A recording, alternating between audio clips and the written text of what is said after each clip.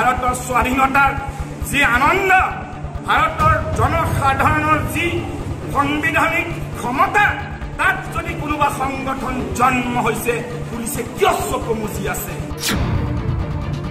Secret ব্ৰাঞ্চে কিয় চকু মুচি আছে? জনসাধাৰণে শান্তি বিচাৰে। সমগ্ৰ অসমে ধুবুৰীৰ মানুহে বেয়া কাম কৰিব বুলি কেতিয়াও ভাবি নলয়।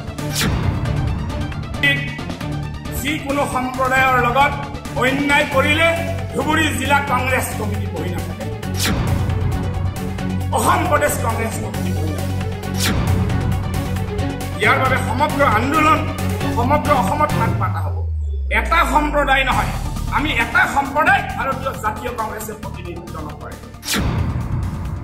কথা যদি সঁচাকে ক্ৰিমিনেল আছে, সঁচাকে যদি এনেকুৱা মাপদণ্ডৰ অপৰাধ কৰিছে, ভাৰতীয় সংবিধানে যাক সঁচাকে গুলীয়াৰ নিৰ্দেশ দিয়াৰ ক্ষমতা প্ৰদান কৰে, এনেকুৱা মানদণ্ডৰ যদি অপৰাধ কৰিছে, তাত ভাৰতীয় জাতীয় কংগ্ৰেছে কেতিয়াও ইণ্টাৰফেয়াৰ নকৰে। কিন্তু যদি ইয়াৰ লগত ৰাজনীতি আছে, যদি ইয়াৰ লগত কিবা বেলেগ পৰিকল্পনা আছে, তেনেহলে ভাৰতীয় জাতীয় কংগ্ৰেছ তাৰ পদে পদে বিৰোধিতা কৰি যাব। ধুবুৰী জনসাধাৰণ যথেষ্ট জ্ঞানী, ধুবুৰী জনসাধাৰণ যথেষ্ট সংস্কৃতি পৰায়ণ, যথেষ্ট সাহিত্যপ্ৰেমী।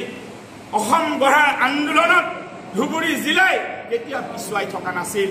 আৰু ধুবুৰী জিলাৰ প্ৰকৃত মানুহে, সি হিন্দু হওক, সি মুছলমান হওক, সি আন জনগোষ্ঠী হওক, মই কেতিয়াও নাভাবো এনেকুৱা অপৰাধ কৰিব পাৰে বুলি।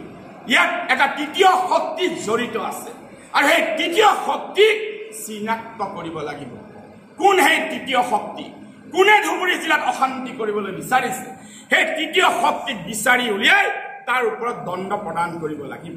আমি আশা কৰো বিনা দোষত কোনো যাতে দোষী হিচাপে শাস্তিৰ মাপদণ্ড পাব নালাগে, কেৱল দোষীয়ে পাব লাগে, নিৰ্দোষীয়ে পাব নালাগে, সেইটো আমি বিচাৰো। আৰক্ষীয়ে ইয়াতে বৰ্ডাৰ আছে, বৰ্ডাৰ ফৰ্চ আছে, কিয় তেওঁলোকে ভালকে নাচায়? টোপনি মাৰি থাকে নেকি?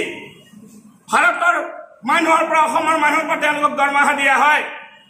যদি কোনো দুষ্কৃতিকাৰী বৰ্ডাৰ পাৰ হৈ সোমাইছে, কিয় তেওঁলোকক গুলীওৱা নাই? বেপাৰ বাণিজ্যক তেওঁলোকে আওপকে কিয় সহায় কৰি আছে? বেপাৰ বাণিজ্যত আওপকে কিয় সহায় কৰি আছে? ধুবুৰী মানুহে শান্তি বিচাৰে, ধুবুৰীৰ জনসাধাৰণে শান্তি বিচাৰে। সমগ্ৰ অসমে ধুবুৰীৰ মানুহে বেয়া কাম কৰিব বুলি কেতিয়াও ভাবি নলয়। ধুবুৰীৰ মানুহে যোৱা সময়তো সংস্কৃতি, অসমৰ পৰম্পৰা ৰক্ষা কৰি ইয়াৰ পৰা শিল্পী সাহিত্যিকক আগুৱাই দি গোটেই অসম তথা ভাৰতবৰ্ষত আজিও তেওঁলোকৰ সংগীত মূৰ্ছনা আজিও মানুহে শুনে। ধুবুৰীৰ লগত আমি অন্যায় হোৱাটো কেতিয়াও নিবিচাৰো। ব্যৰ্থ, এইটোতো প্ৰশ্নই নাই। কেনেকুৱা ব্যৰ্থ নহয়? সাংঘাতিকভাৱে ব্যৰ্থ। তেওঁলোকৰ ডিউটি ক'ত গৈছিল? তেওঁলোকে পাপাগাড়ী কি কৰি আছিলে? তেওঁলোকে ডিউটি কি কৰি আছিলে? তেওঁলোকে পহৰা ব্যৱস্থা কিয় কৰা নাছিলে? ৰাইজে সহযোগ কৰিব লাগিব। কিন্তু তেওঁলোকৰ চকুবিলাকত কি কৰি আছিলে চাই থকা নাছিল কিয়? প্ৰকৃত দোষী তেওঁলোকে ধৰিব কিয় পৰা নাছিল? তাৰেতো প্ৰমাণ। আপুনিতো নিজে প্ৰশ্ন নিজৰ উত্তৰ দি আছে দাদা। আপুনি ব্যৰ্থতাৰ পৰিচয়টো দি আছে। কিয় তেনেহলে এইটো কৰিব লগা হ'ল? ব্যৰ্থ হৈছে কাৰণেতো কৰিব লগা হ'ল, ব্যৰ্থ কৰিব লগা হ'ল। ধুবুৰীত যিকোনো সম্প্ৰদায়ৰ লগত অন্যায় কৰিলে ধুবুৰী জিলা কংগ্ৰেছ কমিটি বহি নাথাকে, অসম প্ৰদেশ কংগ্ৰেছ কমিটি বহি নাথাকে। ইয়াৰ বাবে সমগ্ৰ আন্দোলন সমগ্ৰ অসমত মাত মাতা হ'ব।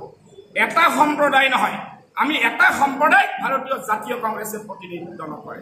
এটা মৌলানা আবুল কাজাব আছিল, আচাৰ্য বিনোৱা ভাবু আছিল, ইয়াত গোপীনাথ বৰদলৈৰো আছিল, কুশল কোঁৱৰো আছিল, শ্বহীদ মুকুন্দ কাকতিও আছিল, ইয়াত পণ্ডিত নেহেৰু আছিল, মহামানৱ মহাত্মা গান্ধীও আছিল।